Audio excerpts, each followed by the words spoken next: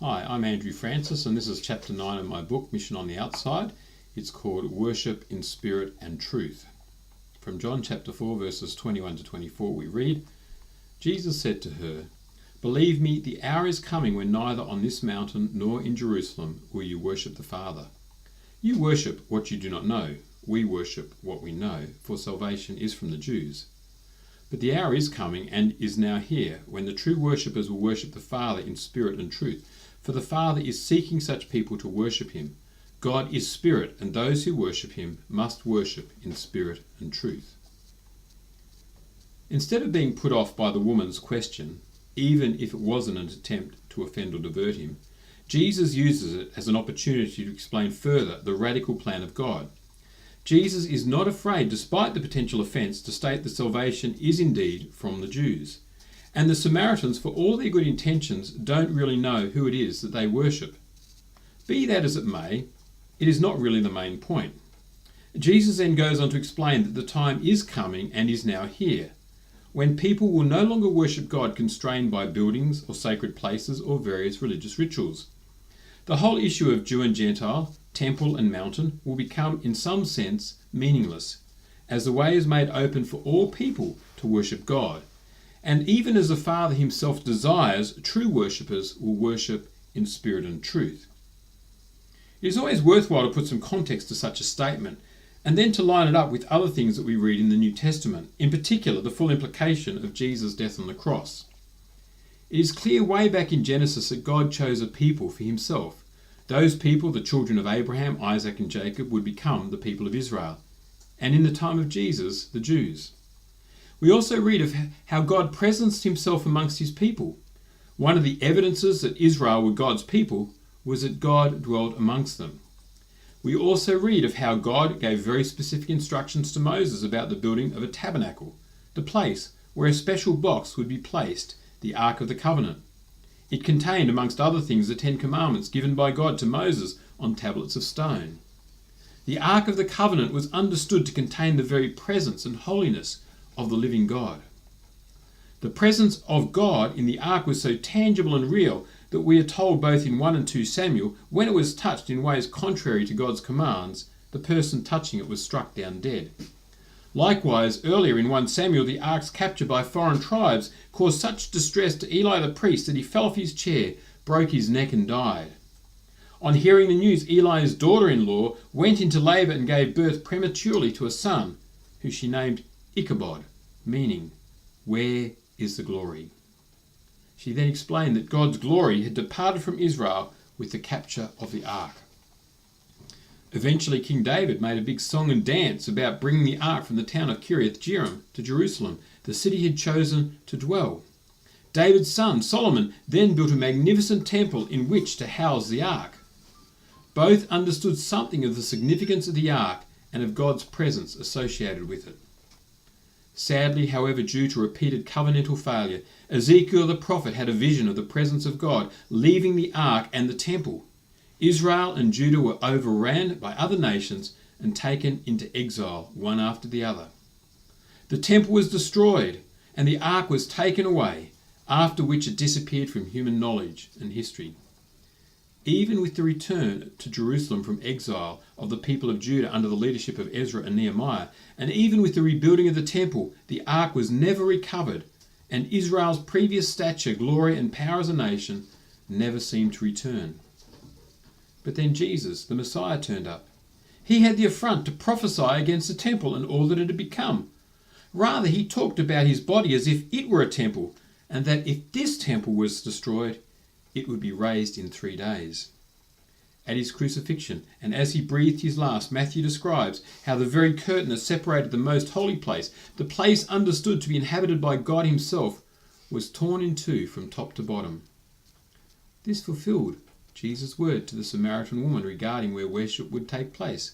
No longer would there be a separation between what is sacred and what is secular, between God and his people. Instead, as Peter and Paul also affirm, the newly constituted church, made up of people from every nation, Jew and Gentile, male and female, has now become God's temple and dwelling place. The temple is now constructed of living stones, people being put together by God himself. and in this people or temple, God has chosen to reside.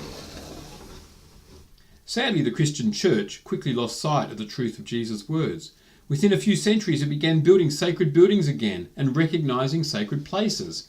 In churches of certain denominations to this day, not only is a building considered sacred, but within the building a small box or compartment is often placed called the tabernacle. When the consecrated bread from the Eucharist is placed within it, a lamp is lit and people are encouraged to kneel before it under the belief that God is somehow present there. And so once again the church has sought to contain God within bread and wine, within buildings, spaces and objects, liturgies, prescribed worship forms and the like. Even in evangelical and Pentecostal churches, reference is often made to the building being the house of the Lord, as if God is somehow more present there than in other places.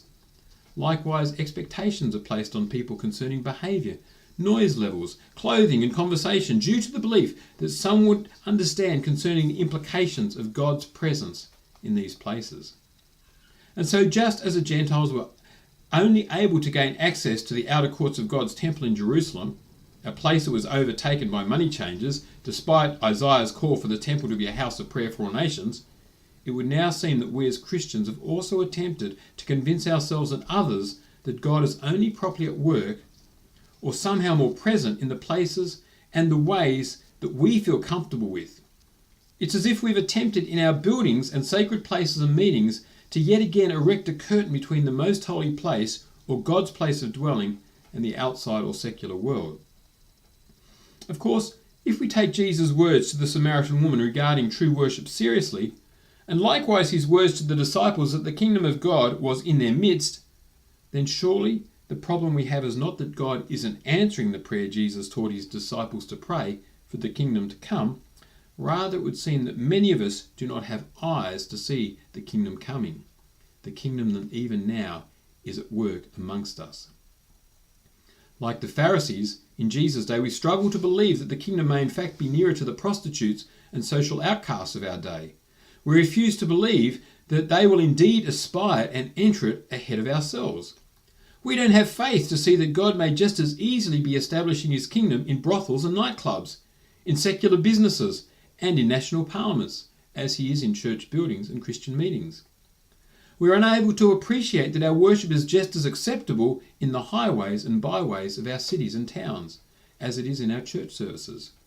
Our failure to go and be salt and light where there seems to be little salt and little light, and our failure to give honest, forthright witness to the gospel is surely a failure to fulfill our heavenly calling and purpose in this world. Because we too have been blinded to the truth of Jesus' words, and because we have lost faith in the power of the gospel, we keep it to ourselves. Like the ancient Jewish prophet and evangelist Jonah, we would simply prefer God to destroy the heathen and establish us in the New Jerusalem as his kings and priests. We prefer withdrawal and defence over dangerous engagement with a sinful and broken world. And yet, as we can see in John chapter 4, Jesus is simply opening up the eyes of this sinful Samaritan woman to God's kingdom.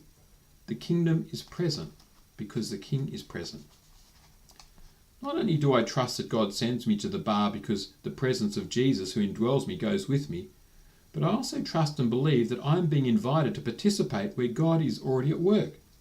The walls of the bar cannot keep God out any more than the immorality of people who visit the bar can. But quite possibly, as a believer in Jesus and as one filled with the Spirit of Jesus, I can help open the eyes of others to where he is at work and where and how his kingdom is present.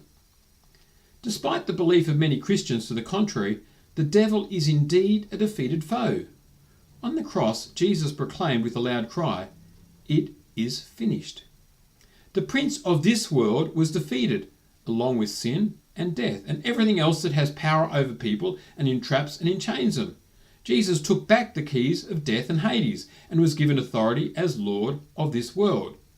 He then gave us, his people, the keys and the authority to proclaim the truth to those living in darkness.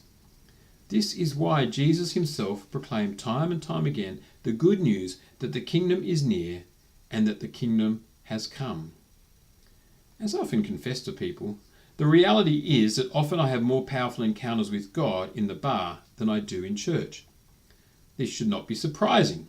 It was God who told me to go there, and as I also have realised, in going to the bar, I'm going to find Jesus and participate with him in his work. As I think is also clear in the New Testament, true worship has far less to do with singing songs and regular church attendance than with obedience and a lived faith in the Son of God. Jesus states elsewhere in John's Gospel, "If you hold to my teaching, you are really my disciples. Then you will know the truth, and the truth will set you free." Likewise, James tells us, religion that God our Father accepts as pure and faultless is this: to look after orphans and widows in their distress, and to keep oneself from being polluted by the world. Whilst I'm convinced that believers do need to meet each other together for prayer, mutual support, and celebration of Jesus and his presence with them, I'm just as convinced that the encouragement, joy, and sense of God we experience in such times must be shared with others who remain outside our gatherings. To keep God's blessings to ourselves must ultimately be anti-gospel, when God's intention since creation and expressed directly to Moses is that God has blessed us so that through us all nations on earth will also be blessed.